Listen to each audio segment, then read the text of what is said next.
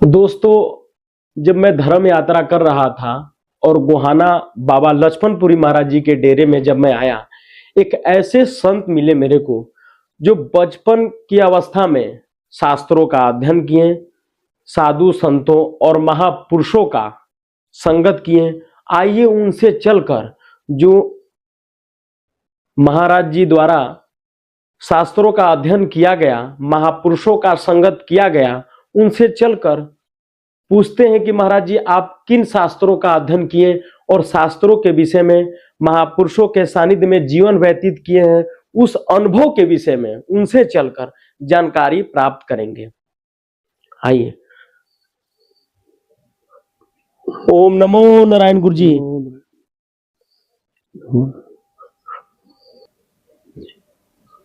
ओम नमो नारायण गुरु जी। ओम नमो नारायण। गुरु जी आपका शुभ नाम?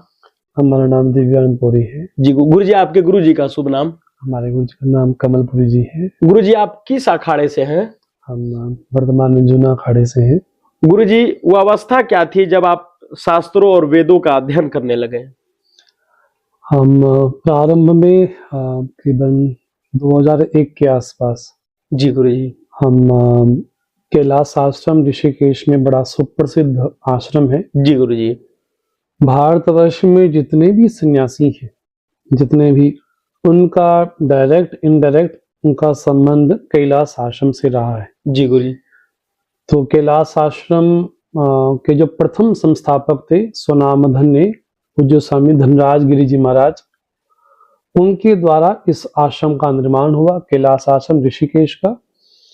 और उनके समय में ही स्वनामधन्य पूज्य स्वामी विवेकानंद जी महाराज जी भी उस आश्रम में रहे। उस आश्रम में उन्होंने कुछ ग्रंथों का अध्ययन भी किया। उनके गुरु भाई अभेदानंद जी भी उसी आश्रम में रहे, उनका भी कुछ जीवन काल कैलाश आश्रम में रहा। तो उस समय 2001 में कैलाश आश्रम के जो दशम पीठाधीश्वर महाराज जी थे, पूज्य स्वामी विद्यांगिरी जी महाराज जी, तो बड़े भारतवर्ष के अद्भुत विद्वानों में उनका नाम आता था, जो संस्कृत भाषा के प्रकांड विद्वान थे, जो आचार्य भगवत पाद शंकर जी के प्रति समर्पित थे। और उन्होंने उन ग्रंथों का पुनः मुद्रण किया, पुनः उसको समाज में लेकर के आए जो ग्रंथ मानलुप्त प्राय हो गए थे। तो हमें उन महापुरुषों का सानिध्य प्राप्त हुआ। हम कई वर्षों तक वहां पर रहे। वहां हमने अनेक दर्शनों का अध्ययन किया, चाहे वो न्याय दर्शन हो, वैशेषिक दर्शन हो, चाहे वो पूर्व मीमांसा हो, चाहे उत्तर मीमांसा हो, चाहे सांख्य दर्शन हो, चाहे वो व्याकरण हो, संस्कृत व्याकरण हो, पाणिष्टाध्यायी हो, लघु सिद्धांत कौमुदी हो। हमने अनेक ग्रंथों का वहां पर पूज्य महाराज जी के सानिध्य में रह करके अध्ययन किया। और बड़े दिव्य महापुरुष, उनको जानते हैं, भारत के साधु समाज में उनका बड़ा सर्वोच्च नाम आज भी जीवंत है और सृष्टि काल तक उनका नाम जीवंत ही रहेगा। कि पूज्य महाराज जी का जो आभा मंडल था, जो तेज था, जो विशेष रूप से भगवान आदि गुरु शंकराचार्य जी द्वारा जितने भी ग्रंथ लिखे गए, उन ग्रंथों का पठन पाठन करवाना ही पूज्य महाराज जी का मुख्य उद्देश्य था। उनसे हजारों हजारों लाखों लाखों सन्यासी प्रभावित हुए और प्रभावित होकर के उन्होंने संन्यास पथ का अनुगमन भी किया। महाराज जी, ये सब जो वेदों का आपने नाम बताया, क्या आपको ये सब कंठस्थ हो चुका है गुरु जी? हाँ, कंठस्थ तो यही है कि जब कोई प्रभाव आता है तो हम उस पर हम चर्चा करते हैं, चाहे वो सांख्य दर्शन हो, चाहे योग दर्शन हो, और चाहे हमारे प्रस्थान त्रय विशेष कहा जाता है, इसमें गीता, उपनिषद और ब्रह्मसूत्र कहे जाते हैं। तो उनका भी अध्ययन अध्यापन हमारे जीवन काल में हुआ। गुरु जी, जब मैं आया इस डेरे में और इस डेरे में लोग बता रहे थे कि आप भागवत कथा कहते हैं, गुरु पुराण कहते हैं। गुरु जी आपके द्वारा किन किन जगह पर ऐसी ऐसी कथाएं किया जा चुका है आपके द्वारा गुरु जी? हम बस हमें ईश्वर कृपा से, गुरुजनों के आशीर्वाद से हमें कई जगह भागवत कथा करने का सौभाग्य प्राप्त हमें अवश्य हुआ है। और भागवत केवल ऐसा नहीं कि हमने भजन बोल दिया और हमारी भागवत पूरी होगी। भागवत की जो विवेचना है और भागवत का जो प्रतिपाद्य विषय है, भागवत जो कहना चाहती है, भागवत का जो मूल स्वरूप है, वो बतलाने का हमारा विशेष प्रयास रहता है कि भागवत को हम वैसा ना समझे जो समाज में दिखाई पड़ता है। भागवत अपने आप में बड़ा जटिल ग्रंथ भी है और सुगम भी है, क्योंकि भागवत का जो प्रथम श्लोक है जन्माद्यस्य यतः, तो वो ब्रह्म सूत्र का ही मानव सूत्र ही है। मानव सूत्र से प्रभावित होकर के ही भागवत का प्रथम श्लोक प्रारंभ होता है। तो हमने कई जगहों पे, चाहे वो रोहतक हो, चाहे गुहाना हो, चाहे कथुरा हो, यहाँ तक कि हम उज्जैन भी गए, वहां भी इस तरह से कई प्रसंगों में हमने राम कथा के माध्यम से, भागवत के माध्यम से, शिव महापुराण कथा के माध्यम से, और जहाँ भी कहीं अवसर विशेष प्राप्त होता है वहां हम गीता उपदेश के लिए जाते हैं। गुरुजी, आपके द्वारा संतों के सानिध्य में अपना जीवन व्यतीत किए, अपने बचपन की अवस्था व्यतीत किए। गुरुजी, उन संतों के साथ अपना जीवन जब व्यतीत किए, क्या अनुभव मिला गुरुजी, और किस फल की प्राप्ति हुई, क्या आपको गुण मिला गुरुजी, वो आप अपने भक्तों को और हमारे दर्शकों को बताने का कृपा करें। एक बात हमें अवश्य जीवन में प्राप्त हुई कि हमें अपने जीवन काल में अनेक महापुरुषों का सानिध्य प्राप्त हुआ। चाहे हम हिमाचल रहे, चाहे हम ऋषिकेश रहे, चाहे हम उत्तरकाशी रहे, हम कई जगहों पे महात्मा को हमको संग प्राप्त हुआ, और ऐसे दिव्य महापुरुषों का संग प्राप्त हुआ जिनके दर्शन भी सामान्यतः लोगों को सुलभ नहीं है। लेकिन ईश्वरीय प्रेरणा कहीं, ईश्वरीय आशीर्वाद कहीं, ईश्वरीय अनुकंपा कहीं कि हमें उनका सानिध्य प्राप्त हुआ। और ये अवश्य हमको पता चला कि हम जीवन में कितना भी कुछ प्राप्त कर लें, हम हमेशा एक न छोटे ही रहेंगे, छोटे अथा लघु रहेंगे। और अगर हमें किसी महापुरुष से कुछ पाना है तो हमें लघु अवश्य होना होगा। जैसे हनुमान जी महाराज जब लंका यात्रा में जा रहे थे तो उनके मार्ग में सुरसा नामक एक राक्षसनी आई।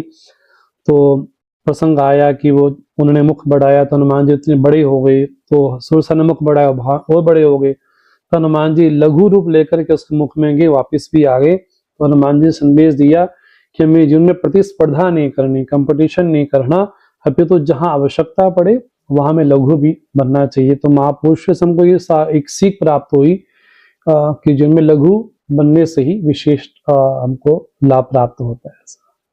महाराज जी, जैसे मानिए कि रामायण कोई आनंद रामायण है, कई प्रकार की रामायण को लिखी गई है, कई प्रकार के गीता भी लिखे गए हैं, हनुमान चालीसा का भी, मतलब हनुमान चालीसा भी कई प्रकार के लिखे गए हैं। गुरुजी, उस पर आपका क्या संदेश है, उस पर आपकी क्या विचार है गुरुजी? हमको किस रामायण और किस गीता का अध्ययन करना चाहिए? जो राम जी का स्वरूप है जी गुरुजी, तो राम स्वयं अनंत है, तो उनकी कथाएं भी अनंत ही होंगी। तो भगवान श्री राम के अनेक कल्पों में जो जो भगवान श्री राम ने लीलाएं की, तो कल्पों के अनुसार भी अनेक रामायणों का चित्रण भी हुआ। वर्तमान समय में अनेक रामायण हमको प्राप्त हैं, प्रामाणिक भी कही है, ऐसी बात नहीं, लेकिन जो मूल रामायण उनको वाल्मीकि रामायण कहा जाता है। जी जी। और उनसे ही प्रभावित होकर के गोस्वामी तुलसीदास जी ने रामचरितमानस की रचना की।